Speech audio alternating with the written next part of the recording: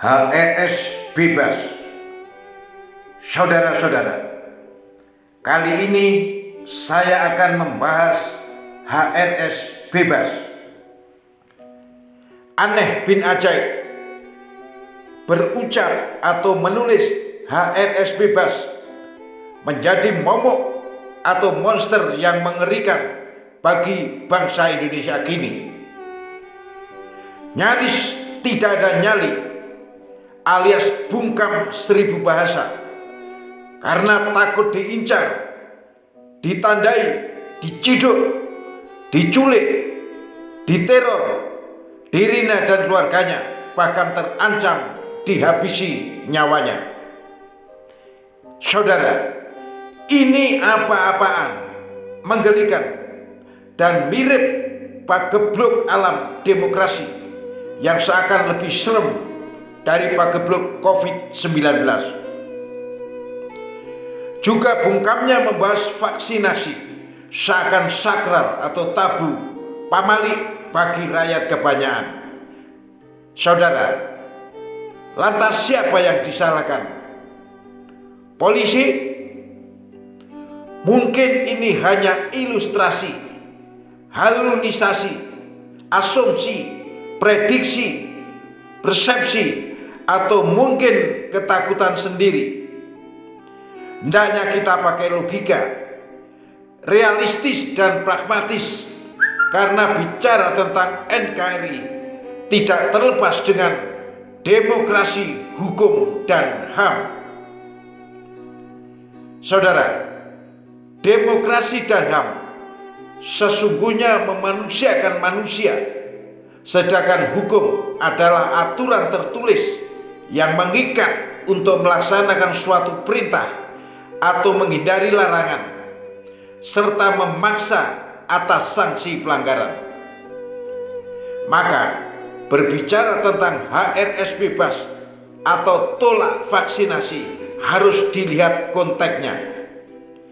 Selama tetap berpedoman kepada akhlak, moral, konstitusi dan etika yang tidak mengarah kepada kebohongan, fitnah, atau ujaran kebencian, selayaknya kita beranggap positif dalam menyikapi.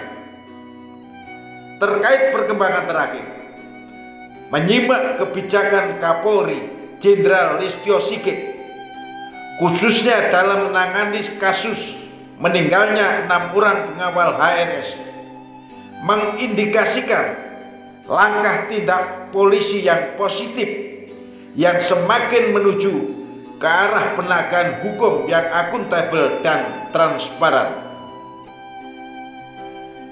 Saudara, hilangnya 6 nyawa tanpa dosa, tanpa argumen yang layak, memang terasa menyesakkan keadilan di negeri ini. Maka layak diacungi jempol langkah tindak Kapolri ini yang tentunya akan berdampak kepada penanganan HRS yang hingga kini masih ditahan menjalani proses persidangan. Secara pribadi, saya menolak dan membantah jika berbicara keadilan dan kebenaran tentang HRS hanya dipandang sempit sebagai pembelaan terhadap HRS atau ketidakpuasan terhadap penegak hukum. Sejujurnya, sebagai mantan prajurit yang diamanai sebagai profesi penjaga, penyelamat dan pemertahan kedaulatan negara yang juga kedaulatan rakyat, saya berprinsip tidak ada pamrih lain kecuali untuk berpikir dan bertindak demi kepentingan dan kecintaan saya terhadap NKRI selama hayat masih dikandung badan. Maka tidaklah berlebihan jika saya berpikir hanya ada 2 pilihan bagi para penegak hukum, yaitu bebaskan HRS atau pidanakan Jokowi. Saudara, inilah wujud nyata benar, adil, dan bermartabat jika ingin mendharma baktikan profesi para penegak hukum kepada NKRI ini. Bandung, 10 Maret 2021. Sugeng Waras.